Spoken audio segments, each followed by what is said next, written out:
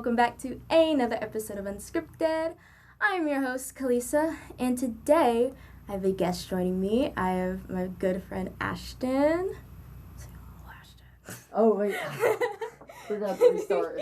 You're going to say that, and I'm going to be like, hey, everybody, I'm Ashton. Yes, you Happy can. Okay, cool. And then I'll follow your lead. Got it. First time doing a podcast, well, second time, but we're getting there. Hey, everybody, I'm Ashton. I'm happy to join Kalisa on her podcast. We're just going to jump into how I know you. So, how do I know you? Yeah, so me and Kalisa, we're co-workers right now. We both do orientation leading at UNCW. Super excited about that. It's going to be a fun summer. We're going to show new students, prospective students around campus.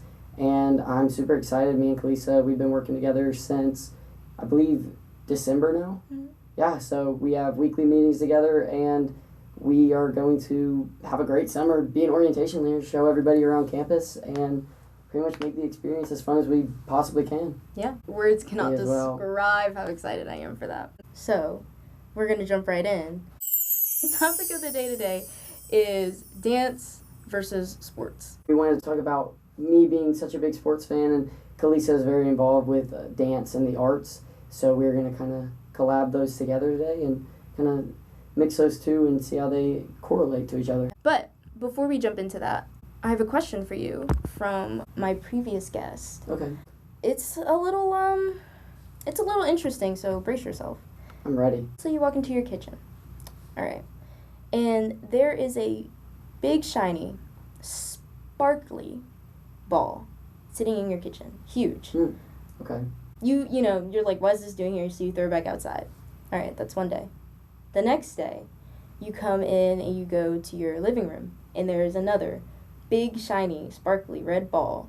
Or I don't know if I said red, but it's in your living room now. Yeah. Like, this is weird. What's this doing here? So you take that and you throw that aside. How many sparkly red balls would it take for you to think that someone is purposely planting them there, and why?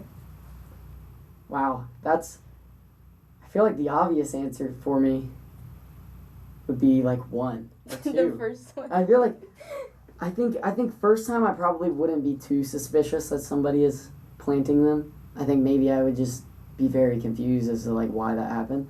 I think after maybe 3 or 4, I would probably think somebody's doing it to mess with me, and I would be very, very confused. But I think what would lead me to thinking somebody was picking on me or messing with me, I think it would be because it's like changing rooms. If it was the same spot over and over again, I think wherever I'm staying at, like my house is like cursed, or it's like, it's a routine thing that just ends up there. But I think if it's moving rooms, that would lead me to think somebody's got some sort of prank that they're pulling on me. I would be very, very confused and have to like lock all the doors and windows and make sure nobody's like sneaking in or like living in like the walls of my house or something. He's in the walls. I think this is definitely an interesting question. The original question involves seagulls. Seagulls. Now, this question came from my friend Rianne, who is a Floridian.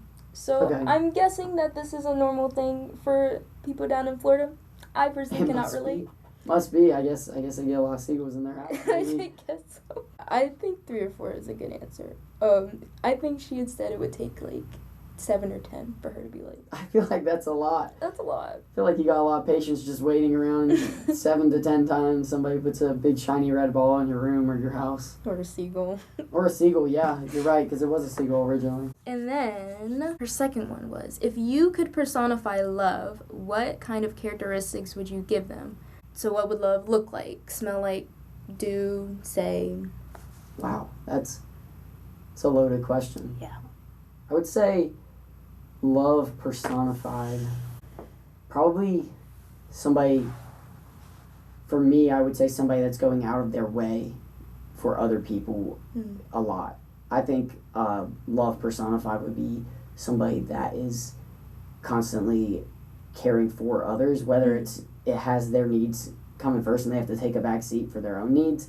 I think they would put others first and make sure that everybody else around them is comfortable before they focus on what they need to handle or how they feel about themselves.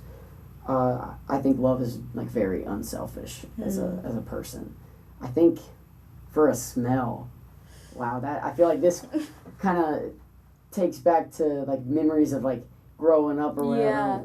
I think love is a smell for me. I always think holiday. Like I think Christmas, and I think kind of a cinnamon smell. Cinnamon. Yeah. Like apple cider. I feel like that's the smell for. That's literally what I was thinking too. Is it really? Yeah, actually. Wow. I'd say that is like the smell. And then love. What would love do as a person? I feel like love as a person is somebody that's like big outdoorsy, like sightseeing, travel. So I'm thinking like national parks where they're going and they're like hiking through these like super aesthetic and super pretty areas where you get up and you have these great like viewpoints and you look out and you see like the sun setting over like the horizon. There's like a waterfall in the distance and it's like trees everywhere. I don't know, birds singing around you. I feel like it's a very outdoorsy person for love, if that's a person. I think for me, I kind of envision love almost like the crafty grandma, like really? filled, like yarn everywhere, crafts and stuff, family pictures, like a little homebody. But yeah, I feel like that definitely makes sense, especially because I don't know about your experience, but for my grandmother growing up, it was that like she kind of embodied somebody that was just caring for everybody else and constantly full of love for people. So yeah, I would agree with that. At the end, I will ask you to ask a question for our next guest. So I'll give you some time to think about that. Yeah. But in the meantime, we are going to jump into our topic, dance or sport versus dance versus sport. So I don't know if you guys know, but here's the thing about me and sport. I'll watch them, specifically football. I think football is superior. It's one of the best sports out there, but that's just because there are a bunch of men slamming into each other, knocking each other down. Very entertaining. It's one of my favorite things to watch. Basketball, not so much, I'll be honest. Right, yeah. Baseball, you know. Baseball is very much it's a certain people that really like to watch baseball, and those are very patient people, and I'm just I don't think I could sit down and just watch a baseball game like that. I can't. They are very long games, and it feels like a long game with very minimal action. You wait a lot of time between when the exciting plays are happening. Yeah, I'm just ready for someone to get tackled. Right, yeah, somebody tackle each other on the field out there, the baseball or softball field. Please, no, yeah. But anyway, I have a list. I have 2 lists. Okay, We're sounds gonna great. Jump into football first because I'll be watching a game and I'm just here for the Sullies. Right, I'm just here for the celebrations. Guys, the Lions Sullies are some of the funniest ones. They're so freaky. They do have some great celebrations, the Lions do. Unfortunately, I watch Lions games. I'm not a fan. I'm a fan of the rivals, actually, for the Packers. Or you are a Lions fan, correct? Yeah. Right, because you had a cousin that played football for the Lions and another team as well, right? The 49ers, that's what it was.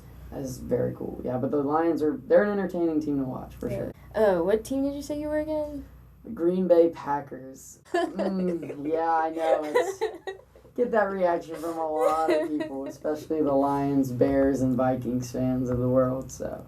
Currently, I'm wearing the shirt. The viewers obviously can't see the shirt that I'm wearing right now, but Kalisa, unfortunately, has to see my Green Bay Packers shirt right now. It's okay. Hopefully you can forgive me. And maybe I'll just look away from me while we talk on the podcast today, right? It's alright. Okay, so what the heck is a tight end? So a tight end is somebody that is typically a little bit bigger than your wide receivers are, but they're smaller than like an offensive lineman. So your offensive linemen, those are your guys that are like the big dudes that are very strong, and they hold that line in the front, and they protect the quarterback and the running back. And the tight end is kind of like the middle ground between somebody that is protecting the quarterback and protecting the running back and basically holding that line, and a wide receiver who is somebody that is strictly there to go out and catch passes and run routes and get open for the quarterback to throw it to them. So the tight end kind of has like dual roles. There's certain terms within the huddle that will give them their assignment, and there's certain assignments that give them a blocking assignment where they need to line up just off of your tackles in football, and the tackles are part of the offensive line. So they'll line up just off to the side of the tackles, they'll try and keep those edge rushers from the defense from getting back there in the backfield to your quarterback and your running back. And sometimes they have assignments where they will do like a fake block and they'll chip the defender, so they kind of bump them, and then they run off and run a route. And so they will go out and they will try and get open and do kind of the same role as a wide receiver will, and get open for the quarterback to be able to find them. Right. They're normally very big dudes, but they're not as large. They're more super muscular built guys. I see. I don't want to make up stuff because I don't do cheer. Right. But that sounds like someone who would be a base in cheer, like the person, yes. like... I could agree with that. I don't know much about cheer as well, but I would agree that is somebody that's definitely like a base of a team. Yeah. A lifter or lifty. Mm-hmm. So, I know it may not look like it, Mm-hmm. but I can do a lifter too. I can, like, lift other people. Really? Yeah. Don't get me started. So the thing is with dance, the goal is kind of for everyone to do everything. So even the smallest of the small can lift someone who's like... Yeah, because the whole thing that comes to mind is when we do, like, weight sharing.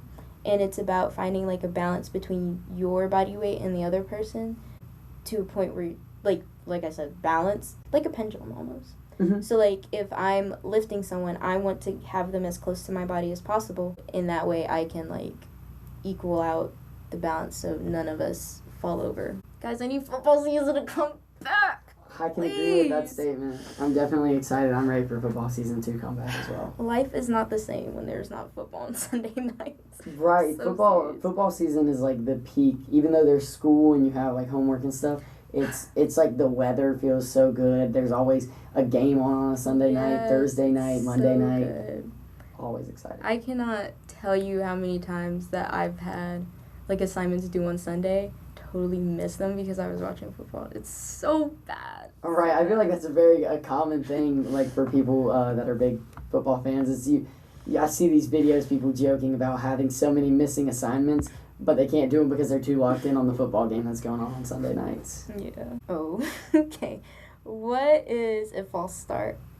Okay, false start. Mm-hmm. Yeah, so a false start is when you have your play set up and you're ready to go. Yeah. And everybody has to be set before the play can start. So you have to make sure that you're set and ready to go. Nobody can move except for a certain few players. And it's called motion. Mm-hmm. You can only motion one player at a time. So your wide receiver can like step back and motion and move somewhere else on the field. But everybody must be set and the ball can't be snapped right then. A false start is when somebody jumps without doing like a smooth motion. So say an offensive lineman thinks that the ball is going to be snapped, Mm-hmm. and they jump a little bit early and they do like a little flinch, then that's a false start because the ball hasn't actually moved. So it makes the defense think the play is starting even though it's not actually starting. So it's a false start.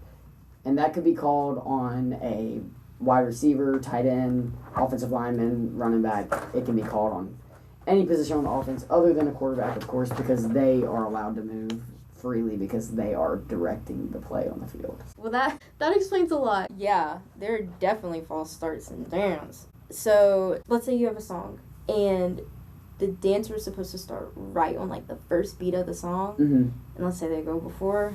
Ooh, you getting yelled at. I could imagine that, yeah. That makes me think, too, music is like when you're riding in the car with your friends and you're hearing the beats of the song, and then you start singing the lyrics too early, and then it's awkward. It's like, oh, I'm the only one? No, just me? Okay. Yeah. I feel like that happens way too often to admit, actually. It happens a lot to me. Okay, holding is that's like a penalty, right? It is a penalty. Okay, yes. okay, yay. Yeah. Gold star for me. Yeah, so holding is where a player might be trying to, say a wide receiver is trying to run their route to get open for the quarterback, and the defensive back is guarding them. And you're allowed to have a little bit of physical contact and kind of check hands with each other. Mm-hmm. But when one of the players, it could be called on offense or defense, say the defensive back, for the sake of the example, is grabbing the offensive player, the wide receiver, by his jersey. Mm-hmm. And so the wide receiver's trying to run away, but the defensive back won't let him go because he's got him by the jersey, so he can't break away. So that's a holding call. And it can be called on an offensive player. Say a defensive player is trying to make a tackle, and the offensive player won't let them, like they're holding them it could be by their jersey, it could be by their shoulder pads, it could be by anything. If they're holding onto them and won't let them break away, that is a penalty for holding. Okay. But it's a line between the two of like blocking and holding. If you keep them in front of you and you keep them pushed away from wherever they're trying to get to because they're trying to go through you, that's blocking. When they're trying to go away from you and you won't let them go away, that's where the line is drawn, when you don't let them disengage. That also makes more sense. And now I feel a little crazy. What were you originally thinking with that? Like holding, like holding them, like holding. just like hugging them almost, like keeping them to you. Yes. Okay. I mean, it's a thought. It's a good thought to have for it. Yeah, sure. Not necessarily right, but I guess you could kind of relate the two. Yeah, thank you. There are no penalties in dance. Everything's free form. Right. I mean, I guess if you want to get more, like, competitive and whatever. I'm not a competitive dancer. I've never done any, like, competitive dance. But, sure, there might be penalties in that. The type of dance I do is, like, as long as you're safe. At the end of the day, as long as no one's getting hurt, we're all good. Yeah. The other holding, like, actually holding on to someone is, like, kind of necessary. I remember, this might be, like, serious TMI. I was with this one teacher, and we were learning that weight sharing thing I was telling you about earlier. Right. And she had made the comment that she wanted... Oh boy, we're getting into unscripted after hours territory right now. Guys, hide your kids. But she wanted pelvis to pelvis. And made the comment, if I see light, it ain't right. Oh, wow. Okay. That's a seriously close formation then. Yeah. Oh, no, yeah. We got real close real fast. And dance is so intimate. And, like, you are in people's personal space. Yeah, I guess that kind of relates to football a little bit, too, because they're always in each other's space, too. So Yeah. it's fun to watch their, like, when they get in each other's face, because they don't want to be the first one to throw that punch. Right, so they're just like face mask to face mask, and it's funny to watch. It is. It really is. So, earlier you talked about the offensive linemen. Okay. Just making sure I said that right. Right, no, you're right. You're on the right track. Okay, so... offense and defense, like, what's the difference? I mean, like, it kind of is a little self-explanatory, but, like, what's the difference with the two? Yeah, so offense, primarily, there are certain players that play only offense and players that play only defense. There's a few, it's becoming a little bit more of a trend now than it has been in previous years in the NFL or even in college. There are a few players that are kind of breaking that boundary and they're becoming like an offensive and a defensive player. But the offensive objective is primarily to move the ball like towards the end zone that you're going to score in, and they're obviously trying to outwit or outperform like the defense that is trying to go against them, and they're trying to score points. So that's either getting your team within field goal range, which is just close enough to be able to kick the field goal and be able give your kicker a chance to make like a long field goal. And then there's also you're wanting to score, like you're wanting to get to the red zone, which is like the critical point. It's within 20 yards to the end zone, and you want to get within that point and be very efficient. It's people preach red zone efficiency, so the offense wants to be very efficient within 20 yards of the end zone, and they want to score touchdowns. And the defense, obviously, they're trying to prevent that. They don't want the other team to score, and they're trying to keep them as far away as they can, because if they get too close and they can't score a touchdown and they have to settle for a field goal, if they're close enough, it'll be like a chip shot, and they'll basically, it's almost automatic for these professional kickers to kick one in within 35 yards. It's almost automatic every time. And a lot of kickers, it's almost automatic within 40, 45 yards. So the defense is definitely trying to prevent it. the defense can also score if they intercept it or they recover a fumble and take it to the other end zone. I can't remember the game. It was probably a Chiefs game. I rolled my eyes, listeners. We should all roll our eyes at the Chiefs. Yeah, I'm not a huge fan either. Oh, my mom is. Oh, it's man. really bad. So, my dad is a Raiders fan. Wow, y'all are all over the place now. My dad is a Raiders fan. My mom's a Chiefs fan. I have no idea why or where that. And then I'm a Lions fan. And it's just, yeah. Especially when it comes to, like, postseason play.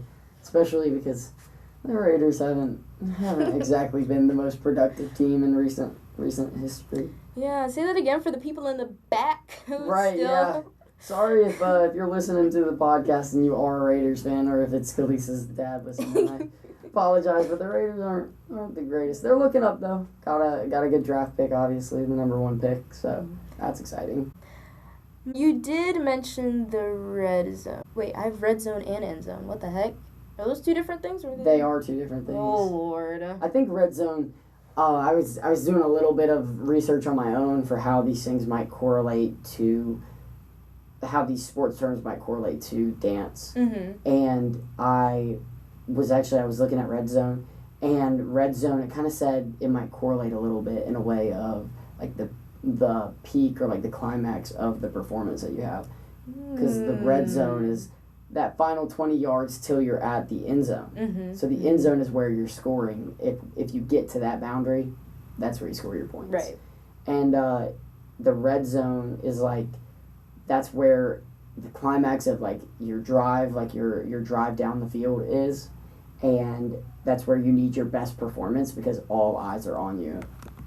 And I feel like that could correlate in a way that to is dance. So good. I remember I did this one dance. It was a really fun dance. We had sunglasses. It was awesome. But I remember we would get to this one part when my teacher was first giving us like what we were gonna do, like her vision. There we go.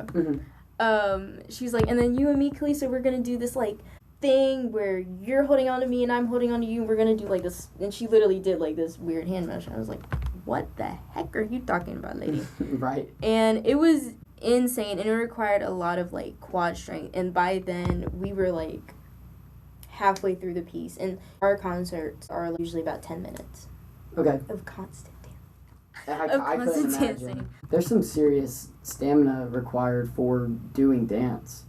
I know people talk about like the stamina in football or in basketball or other sports, but they have like little breaks and gaps within their plays, whereas dance is like a lot of times you guys are doing 10 to 15 minutes or however long you guys may be going straight just dance moves and knowing that choreography consistently and being able to perform like without thinking twice on it. I feel like that's very impressive. That's good. You put a lot of thought into this.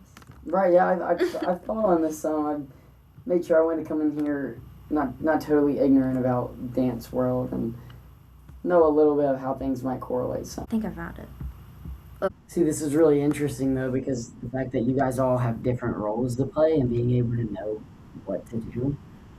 I mean, we obviously, for what we do for work, we practice this dance that we have that's very, very simple when it comes to the dance moves that I'm sure you're used to doing. And that gives me trouble remembering all those moves at times, or even being able to perform these very simple moves. So I come in and can have the memorization that dancers have, especially dancers at this level.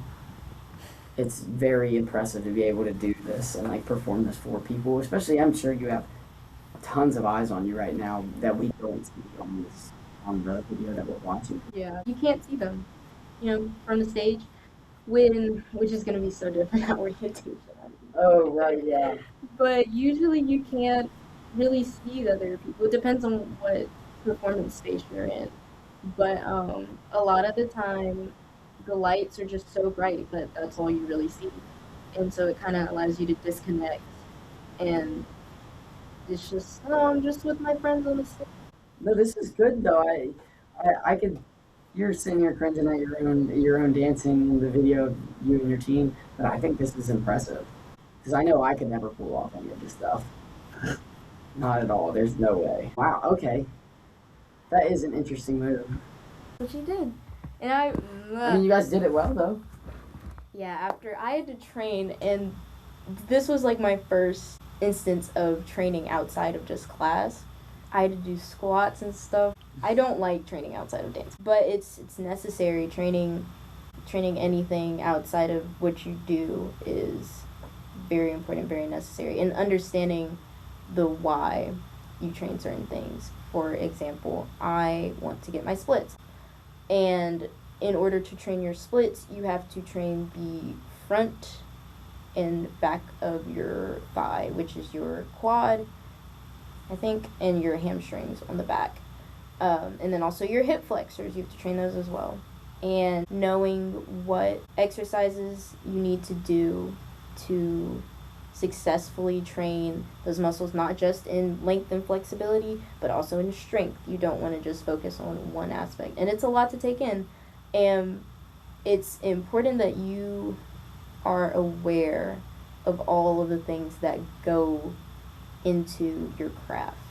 And I think Absolutely. that is like not just here, like even with singing, your vocal cords are their own little muscles, and it's important that you train them and that you know how to train them to do what you want to be able to do. And I'm pretty sure it's the same with sports. And if you want to be a tight end, there we go, or a running back or a quarterback, there are different things that everyone needs to train, and you kind of have to be aware of what it is that you're doing and what it is that you're training in order to build what muscle that makes you better at what action. Yeah, that's definitely something talked about a lot in sports with the way that the game has changed in different sporting events.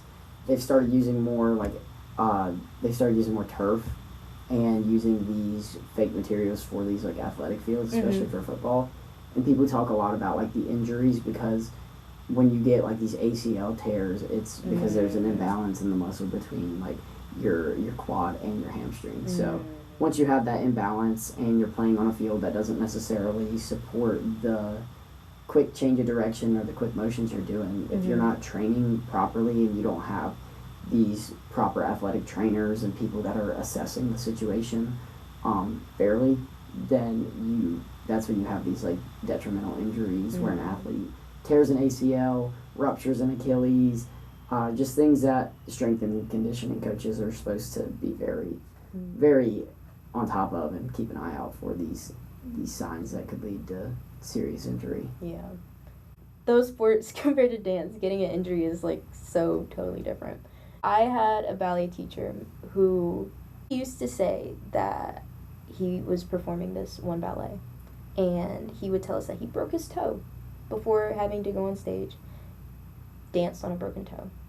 And so this is a trait about the dance world. The dance world, you keep going no matter what. No matter what happens, anything can happen, you keep going. That is brutal. That's really a tough policy to follow, yeah. Yeah. I've known people who have danced on twisted ankles, danced right after a car accident, danced after all sorts of things. I myself am very guilty of this. I fear I have a bad knee, jumper's knee, if you will. And so, which is my own fault, because like I was saying earlier, I haven't been training the popular, whoa. I haven't been training I don't even know what word I was trying to use. I think you're going to go for proper. It was like popular. Popular. So mix the two together. Yeah, the proper muscles for the movements that I've been trying to do. Like jumping. There's a lot of jumping in ballet. And so when I would land, I would let my knee go in like that because I wasn't activating I want to say IT band, like all the muscles that are on your IT band. I don't know, guys. So I wasn't using those muscles correctly, and I screwed up my knee, and it's really, really embarrassing. Because when we were at rehearsal this weekend, I was just like, oh my gosh, my knee. It hurts so bad. Was it hurting you real bad? No, not real bad. Like, it's manageable. But yeah, I was just like, oh man, I can't wait to sit down. Those little breaks we were given for the dance practices we were doing, those were heaven sent. I mean, like, being able to sit down for even just like 3 to 5 minutes, it felt like I was like sitting on like pillows, even though I was just laying out on the floor. It was so nice. And that floor is really hard. Like, when I drove home after that, my back was like, never do that again. Never stand on that hard ground again. Oh, yeah. I mean, it was not forgiving at all. It was not. And that kind of goes to what you were saying about the turf and, like, the ground. And that's what's kind of similar. So dancers dance on this, like, I guess synthetic material? I'm not sure if that's the word I want to use. But it's called marley. Mm-hmm. And depending on how new, used, whatever it is, it's sometimes very sticky, sometimes very slippery. And it does a little bit for, like, softening the stage, but I know a lot of stages I've danced on have been either concrete. Don't dance on concrete, guys. That sounds like a recipe for disaster. It really is. Some of these moves you do where you have to, like, go to the ground if you fall too hard, I know that's really bad. Oh my gosh. And also with concrete, that means that it's not, like, sprung either. So it doesn't, like, regenerate your energy. No, it does not. So that's another thing. Oh man, I jacked up my shoulder doing, like, a shoulder roll on the marley. Well, you have, like, 3 more dances to do. Yeah. Okay. We're going to move on from football. I know little to nothing about basketball. Really? I feel like basketball is a little bit easier to maybe pick up on than some of the football terms. But that might also be because I've never played football. I've just been a huge football fan my whole life. But I've played basketball for a long time, probably 15 years. Wow. So I've played for a good amount of time, most of my life. So I feel like maybe those terms come to me a little easier, understanding the concept. I think anyone who can stay into something, to have a passion for something that you stay in it for like 10 plus years, like, I think that's awesome. How long have you done dance? I know you've done that for a long time. 17, 18 years? Yeah, so you're very much in the same boat as I am, with very experienced in your field and knowledgeable about it. I think because of my non-classical training, I don't really see myself as knowledgeable as I could be. But you're still, even if you're not as knowledgeable as you feel like you're not as knowledgeable as some of these other people that learned is it the technical side you said? Mm-hmm. Maybe even though you haven't learned all of that or as much as you'd like to have, you're still probably in the top, like, you're in the top 90%, 90th percentile or something compared to the other people in the area or people that know little to nothing about dance. Like, Thank you. I appreciate that. yeah, of course. Okay. So, what is a swish? A swish. Yeah. So it's your perfect shot. Okay. It's like you shoot it, and you know either the rim and the net. Mm-hmm. That's like you don't even touch the rim. It just goes like straight through the net, and a lot of times it'll make like kind of like a swish sound, like whoosh. Like that's like the best way. It's like what is the word when the sound is the word? What's that word called? My English teacher in high school would be disappointed in me. Oh my gosh, no, my mom is shaking her head right now. Think of what that word is. Onomatopoeia. I wanted to say that, but I didn't want to sound ridiculous. I was about to say homophone, so okay, well you're good. Yeah, so this is not as bad. Yeah, where the sound is exactly as the word is. So it's that's kind of like swish is the sound it makes. So. I see. Okay, I kind of know what a travel is, but I want to hear you explain it.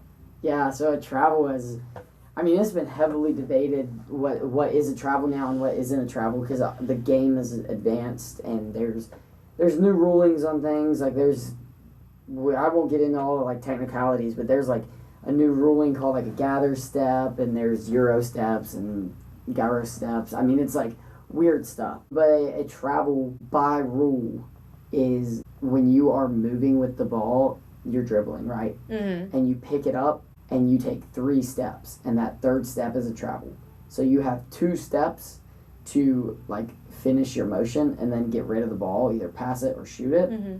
And then once that 3rd step comes down, that's when it's ruled a travel. Okay. There's been a lot of controversy and like a lot of arguments about what is and what isn't a travel now, because there's NBA players that are a little more they're obviously professionals, and so they are much more skilled than your college athletes or your high school athletes or just anybody amateur. Right.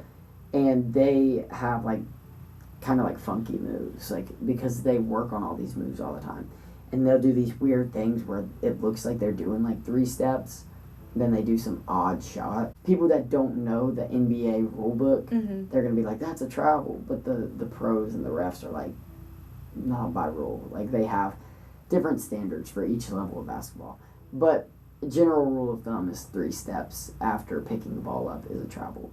But also a travel and a walk are kind of in the same, they're kind of like cousins almost. Okay. A walk is when you're like have the ball and you're planted, like you've been standing there and you've not dribbled, and then you take a step, or you can take that one step, but that other foot has to stay on the ground. It's called your pivot foot. So you have to keep one of those feet on the ground, then put the ball on the ground, like dribble it. So if you take that one step and then pick up that other foot, that pivot foot, without starting your dribble, that's a walk. So you walked. But it's the same motion. So they roll the arms like this, and they say like travel or walk. That kind of so much to think about. It's something that if you're getting into basketball, it's a little bit hard to grasp the concept just off of words. It's something you kind of, much like I'm sure a lot of things in dance are, it's something you learn much easier through repetition and like practicing it and being able to physically show somebody like, oh, when I do this, this is what it would be ruled as. It's a lot of words that I put in there, but tried to make it as in depth as I could while still keeping it fairly simple. No, you explained it very well. I didn't know that one. So yes. Well, in dance, we literally also have travels. Not necessarily a bad thing, but let's say I'm on. Okay, do you know stage left and stage right? I mean, it sounds self-explanatory, but I can't say like confidently like, oh yeah, I know what that is. Okay, so let's say there's a stage and then the audience is over there. From the audience perspective, it'll be flipped. So my left is their right and my right is their left, basically. Right, yeah, because you're facing opposite directions. It took me forever, and it's still, I'm directionally challenged. I'm left-handed, not for attention, but I still do not know my left from my right to this day. When I was taking my driver's exam. I knew that's where that was going to. When you started that story, I was like, this has to do something with driving, doesn't it? Yeah. One day, my mom was, like, directing me on, like, which way to go. I had my permit at the time, so I was, like, semi-legal. And she's like, okay, at that next light, you were going to make a right. I pulled a left. Going left. Oh, yes. The joys. Yeah. So we have traveling. So let's say I have to get from stage left to stage right in, like, 2 seconds before my next count where I have to do, like, some crazy move. So we have traveling, but it's mainly about grounding yourself and then kind of launching yourself forward. It's about speed, basically. So, like, kind of the opposite. It's about moving as far as you can, as quickly as you can. Yeah, that was actually another one of, like, moving because you had different formations and stuff. It's kind of like in football how you have a playbook, or even in basketball how you have, like, plays that you run. So it's like you have to be in a certain spot by certain times. So that's kind of how, like, the two, or the three even, like, basketball, football, and dance, they all, like, correlate together. It's like you have spots where you're supposed to be for certain cues. And so, like, somebody in football running a route, there's a certain spot they're supposed to be in that the quarterback is expecting them to be in that spot by that time. Yeah, so it's like, I feel like those correlate pretty well together. I agree. And, you know, we have some formations that we do. And oh, right, yeah. You remember? Oh, yeah. How can I not remember as much as we ran it and Saturday and Sunday? That was a lot. How many hours did we do of that practice? It was 7 hours on day one and then 5 on, 12 hours of practicing that. That was... I mean, I've done a lot of dance in my day. I have never in my life done a 12-hour weekend rehearsal. That was the first. We did something similar like that last summer. We might have done an hour longer, actually. or last school year. So I believe I've done 24, at least 25 hours of dance practices in the last 2 years of just like 4 days. Oh, maybe more than that actually, because of May. Once we get to May, we'll both experience that this year. There's a lot of dance practice in May as well. So pray for us, all the listeners out there need to pray for us. We are going to be going through it in May, having to practice this dance. We should be pros though. I cannot wait to do a full review of orientation leading up here. This is going to be so fun. Oh, that is going to be a fun episode of like stories from the summer, because it's always is eventful. I mean, there's going to be total like funny stories. There's going to be crazy stories. It's literally everything we can imagine it'll be. It's going to be so much fun. Okay, 2 more, and then we'll wrap up. And then you'll have your question. Gotta think hard on that question. I've been thinking of it a little bit in the gaps, but I'll finalize it by the time we get there. Okay. There's one. I'm going to describe it. I'm going to try my best to describe, I can't remember the name, but it's when one player sets up the shot, so he'll like throw the ball up, and then the other player comes in and... So like a alley-oop or like a lob? Yes. Which, they're the same thing, but alley-oop, I think. Yeah. So an alley-oop is kind of like you described. It's somebody is going at the rim almost, or looking at the rim that they're going to score on, the goal that they're going to, and they'll throw it up in the air for somebody else that's coming, and they'll catch it and they'll dunk it. Or if you can't dunk, an alley-oop is still an alley-oop if you throw it up and they catch it in the air and lay it in. So it's like an alley-oop could be as flashy or as like dull and like boring as you want it to be, but it's still an alley-oop regardless. If you throw it kind of like you just throw it up in the air, they go up and get it and they score it all in one motion. So that's an alley-oop. So you had a good understanding of it, you just didn't necessarily know the term. I'm very proud of myself. I just want to bask in that. I might put like an audio soundtrack of applause. Thank you. Right, yeah. Thank you. I don't blame you. You got that one, yeah. Okay, alright, buckets. Like, what's up with that? Buckets. So there's a lot of terms that people use for like making a shot, but I guess one of the more common ones is like buckets. So I'm trying to think of a sentence that somebody would use buckets in, probably like getting buckets. So getting buckets is like making shots. So it kind of looks like the rim and the net kind of make like a bucket kind of shape. Right. And so people will say they're getting buckets if they are scoring like a lot, or even you could score one time and it's a bucket. But a lot of times people will say like they're getting buckets if they score a lot, or they're good at getting buckets. It's like saying it over and over again makes me think like buckets. It's like it's a weird word. It's a weird term to use for basketball. I could agree with you on that. Yeah, so a bucket is basically somebody scoring. Yeah. Okay. Essentially that's what it is. Yeah, I remember this kid in like 2nd grade. He would always like throw something from across the classroom and be like, buckets. Yeah, and you're like, what the heck? That's a trash can. Where's the bucket? Where's the bucket? I know, it's like one of those things you say the word over and over again. And yeah. It's like becomes weird. Yeah, it's like because. Like, oh wow, yeah. If I say that over and over again, it's not even a word anymore. Or whenever I have to like type out because, I say in my head, of course not out loud because I'm not weird. At least not in this regard, right? right. No. I'm totally kidding. So normal. But like I'll do like I have to say it like that so I spell it right. I get what you're saying because I do the same thing with Wednesday. I'll say Wednesday in my head. Yeah. So yeah, I understand what you're saying. All right, last one, and then I have one more question for you, and then you can ask your question. Well, we talked about some of the football positions. So, basketball position. What is a point guard? Point guard. That is I'm biased.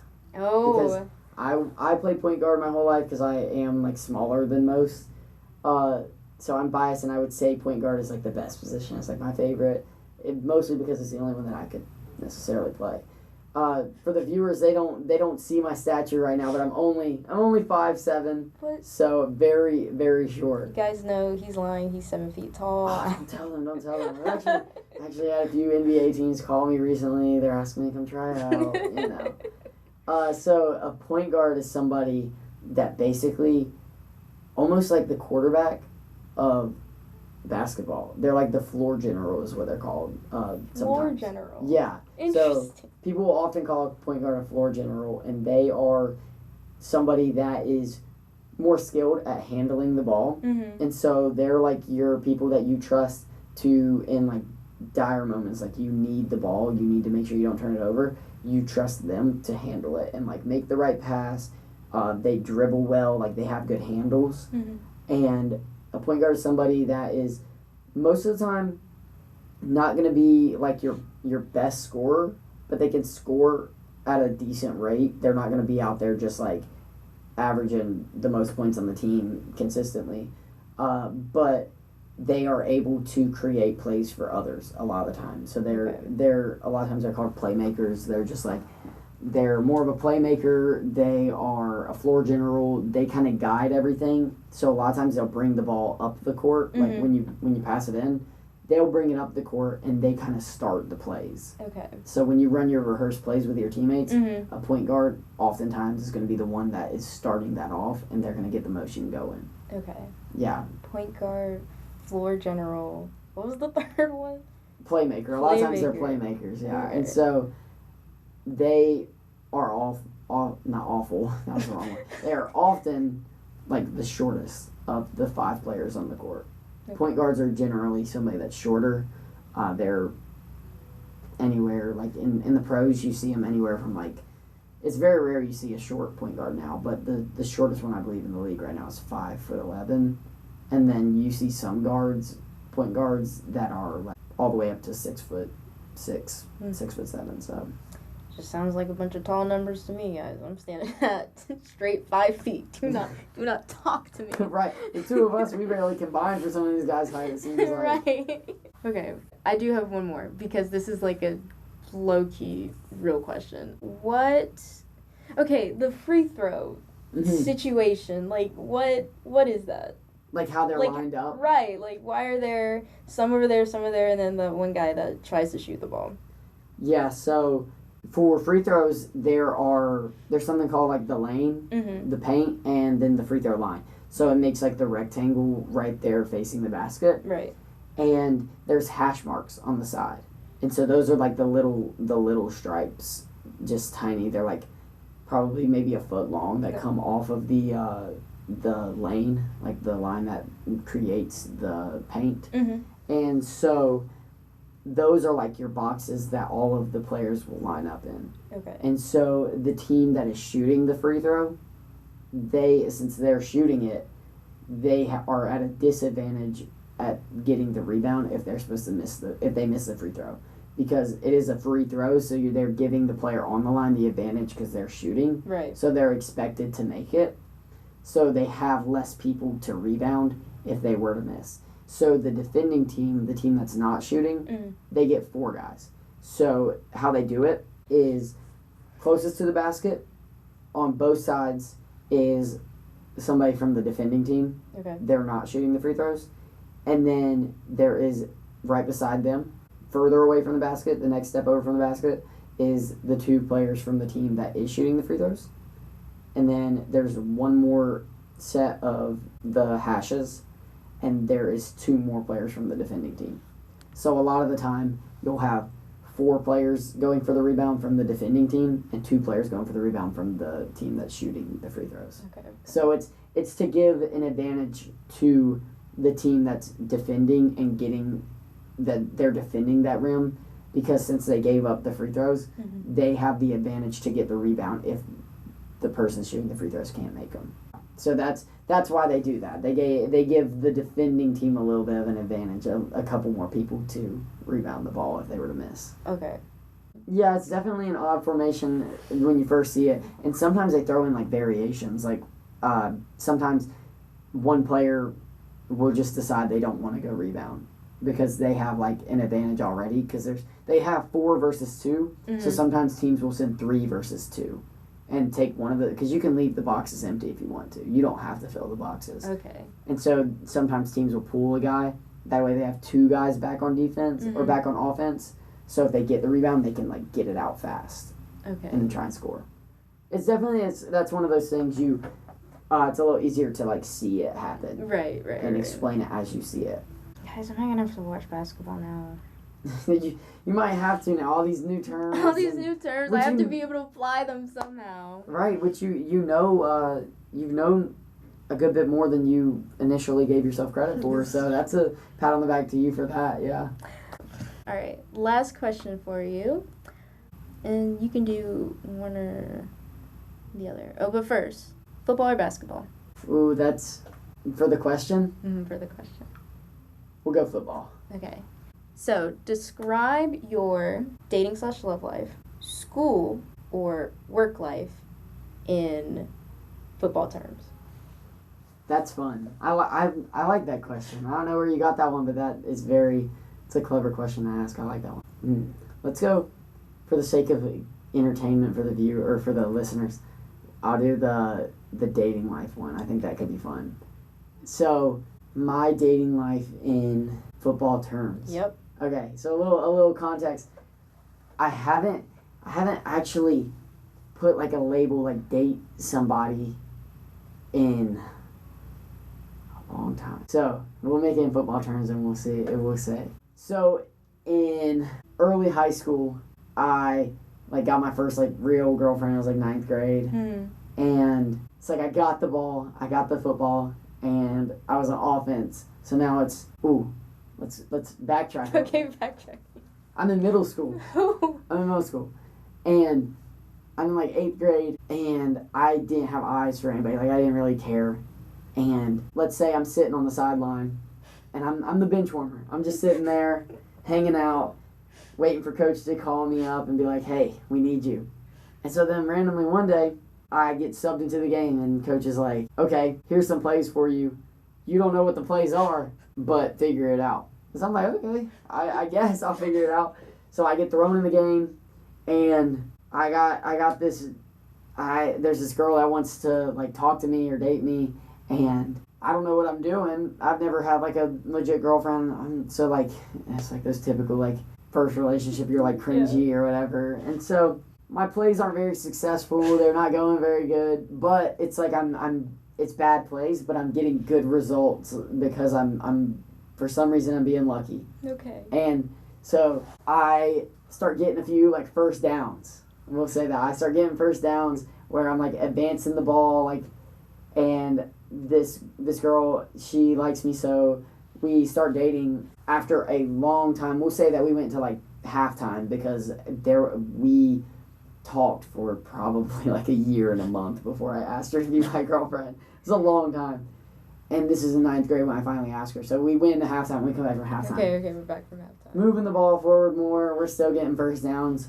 And then I was really stupid and I didn't want to date her anymore. And I turned the ball over. I threw an interception. I threw it to the defense. And this is where it gets interesting. Oh, boy. This is where it gets interesting. I threw the ball to the defense. And it's intercepted. You know, there's always, like, if you're dating somebody, there's always this one person that you're just... Especially in like middle school or high school, you're like, oh, I don't really like that person that much. Yeah. It's this weird feeling. And there was this one person I wasn't sure about. And like I turned it over, I threw the ball, he caught it. That guy that I didn't really like that much. He picked it off, he intercepted it. He starts dating this girl. And so they date and this was quick turnaround, like literally like a week and a half after Oh my gosh. Yeah, crazy. And they date for a long time, so I'm just sitting on the sideline because the other team has the ball. I can't do anything. I'm just kind of sitting there. So then, after a long drive, the drive being 2 years of them dating, they break up. And so he turns it over. He turns the ball over. Oh. And I get the ball back, and I get to go down the field. And it's a tough drive. Like I can't get any first downs. I'm trying, and eventually we start hanging out again. I get the first down, like she's hanging out with me a little bit more. It helps that her best friend at the time was dating my best friend. Okay. So that was like an advantage. Just like my coach worked for the other team at one point, so it's like my coach had connections, so I knew the plays. So I start talking to this girl again. I'm getting these first downs, and I'm like, oh yeah, I just crossed the 50-yard line. I'm advancing.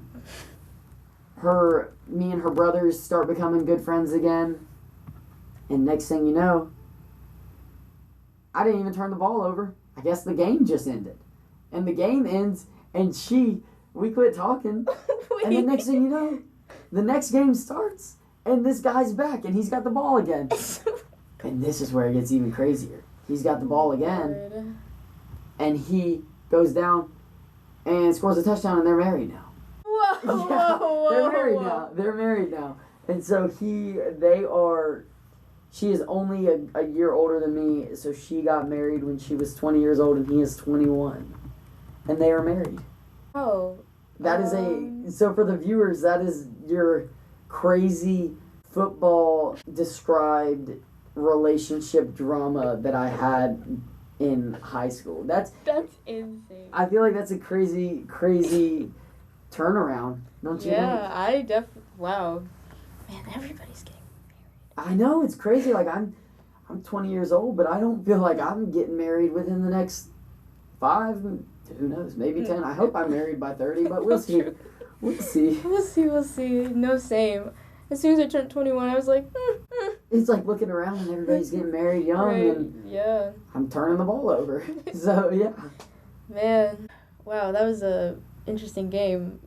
It was a lot of turnovers. Wow, lots of turnovers. Yeah. But hey, you came strong at the end. Yeah. You And so came out strong at the end. ready for the next game. That's what we're focused on. We're game planning. Game planning. That's what it is. Nice. So, do you have your question for the next guest? I suppose it is my time. It is your time. Okay, I'm gonna say this is tough. I want to make sure that I don't give a dumb question. I mean, hey, we had seagulls and sparkly balls, so Yeah, there's but no such thing as a dumb I question. feel like that one is so off the wall. It's like, wow, that is like it makes it interesting. I'd say if you could unite the world, unite everybody in one thing, like one category. It could be like food, it could be sports, it could be anything, fashion. If you could unite like the entire world in one thing, what would that be? Like everybody gets along on this one topic, but it can't be like politics. Okay. So it has to be another topic, not politics. Because I feel like the easy answer is, I make everybody get along politically. But I want something that's like makes you think for a second. Okay. That's a good question. Ooh, I like that. I'm excited. I wonder how creative people could get with that and what they could say instead of just saying something simple like world peace, right? Yeah, that's a good question. Okay. Well, we're going to wrap things up. Thank you, Ashton, so much for coming on. Yeah. I think we had a really great conversation. I agree. I really appreciate you having me on the show, on your podcast, and I really enjoyed it. I hope to be back to recap maybe some stuff from the summer or even come back for another episode. So yeah, I do appreciate it, and I hope all the viewers enjoy listening to what we discussed today. Yeah, I do appreciate it. Thank you. Yeah, thank you. And thank you guys so much for listening to another episode of Unscripted. I hope you enjoyed it, and I hope we'll see you again in the next episode. Hope you have an amazing rest of your day, morning, or night, and we'll catch you later. Stay unscripted.